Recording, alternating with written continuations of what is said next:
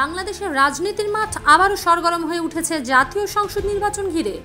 BNP এবার ফেব্রুয়ারির জাতীয় নির্বাচনে অংশ নিতে যাচ্ছে এবং সেই নেতৃত্বে থাকবেন দলের ভারপ্রাপ্ত চেয়ারম্যান তারেক রহমান। 2 অক্টোবর বৃহস্পতিবার সকালে প্রধান উপদেষ্টার সঙ্গে যুক্তরাষ্ট্রে 9 দিনের সফর শেষে ঢাকায় ফিরে এমন ঘোষণা দিয়েছেন তারেক রহমানের পররাষ্ট্র বিষয়ক উপদেষ্টা হুমায়ুন কবির।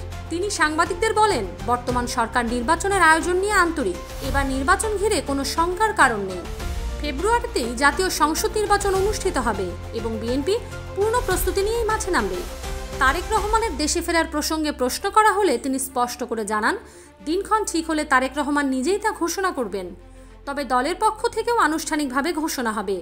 আমরা আশাবাদী, খুব শীঘ্রই তিনি দেশে ফিরবেন এবং সরাসরি নেতৃত্ব দেবেন। রাজনৈতিক অঙ্গনে এই ঘোষণা নতুন মাত্রা যোগ করেছে, কারণ অনেকদিন ধরেই বিএনপির অংশগ্রহণ নিয়ে রাজনৈতিক মহলে নানা জল্পনা কল্পনা চলছিল।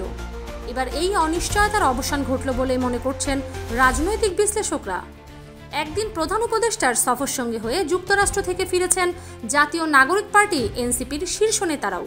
তবে সংবাদকর্মীদের সঙ্গে অসদাচরণের ঘটনায় গণমাধ্যম কর্মীরা এনসিপির ব্রিফিং বয়কট করেন, যা আবারও আলোচনার কেন্দ্রবিন্দুতে এসেছে। এখন দেখার বিষয়, ফেব্রুয়ারির নির্বাচনে বিএনপি মাঠে নামলে রাজনৈতিক সমীকরণ কতটা পাল্টাবে এবং তারেক রহমানের প্রত্যাবর্তন কিভাবে পুরো নির্বাচনী প্রেক্ষাপটকে নাড়া দেবে। ফারজানা মৌসুমী, ডেস্ক নিউজ, সাফা টিভি বাংলা।